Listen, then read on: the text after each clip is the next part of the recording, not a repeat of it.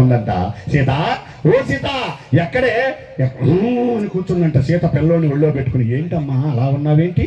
మేనగోడలవే నా కూతురుతో సమానం. కొడుకేమో ఉద్యోగానికి వెళ్ళాడు, నువ్వేమో పసిబిడ్డ తల్లివి, నన్ను చూసుకోవాలి కదా, నువ్వు ఎక్కడికి వెళ్ళావు అని గుచ్చి అడిగితే, అమ్మ పెన్షన్ తెచ్చుకోవడానికి వెళ్ళానే అంటారు.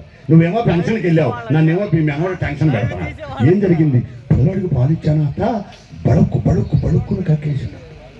కక్కితే కక్కాళ్ళవే అమ్మ, చైత్యం అంతా పోయి ఉంటుంది.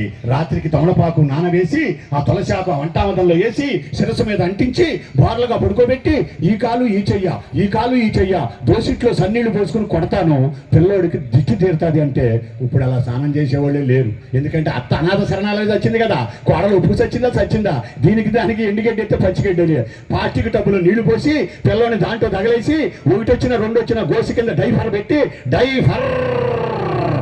గోసి పెట్టే పిల్ల లేదు. 7 నీళ్లతో ముడ్డి గడిగే అలవాటు లేదు. ఇది వరకు మనం అంతా వేడి నీళ్లతో ముడ్డి గడిగించుకుని ఆనందంగా ఉన్నాం. ఇలా నడిచావరా తమ్ముడా, ఇప్పుడు మగపిల్లలు ఎలా నడుస్తున్నాడు? ఎందుకంటే ఇక లంగోట ఎలా ఆడుతుందో 1, 2 దొండు దాంట్లోనే డైఫర్.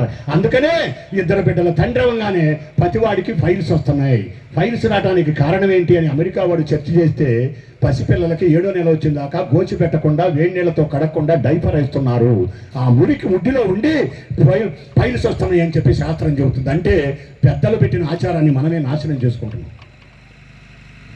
తలంబరాల చీర నేత చీర కట్టి పిల్లకి చెవులో చెప్పేది కోడలు, సంవత్సరం లోపల చిరిగిపోవాలి, బడ్డి మీద ఎక్కువగా వాడుకో దీనని. ఆ తలంబరాల చీరను గోసిగొట్టలు చేసి 3 జెండాల్లాగా కుట్టి ఆ పుట్టిన పిల్లవాడికి ఆ లంగోటాలు కట్టి వేడి నీళ్ళతో ముడ్డి కడిగి ఆ మెత్తన గుడ్డతో తుడిచేవాళ్ళు.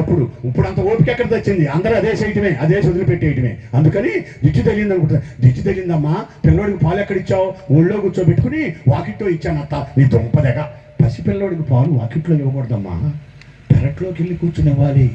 దిష్టి తగిలిందేమోనని ఇలా కళ్ళజోడు పైకెత్తి అత్త ఎడమ కంటిలో నుంచి అలా కాటుక కరా రంగరించి పిల్లోడికి అధికాలు చాపి, నీ పాదాల దిష్టి చెక్క ఆకాశమందున్న తోట చెక్క, నీ పాదాల దిష్టి చెక్క ఆకాశమందున్న తోట చెక్క, దిష్టి జిల్లాలయ్యా నామనవడయ్యా సంగమడయ్యా సందేహపచ్చాడు.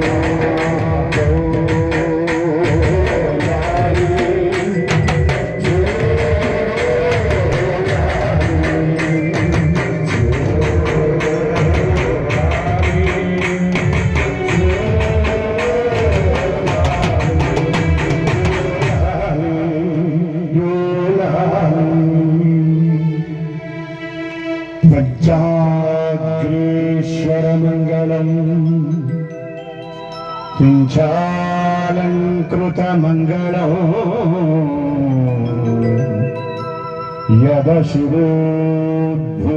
యదశిరోద్భూతేషు సన్మన్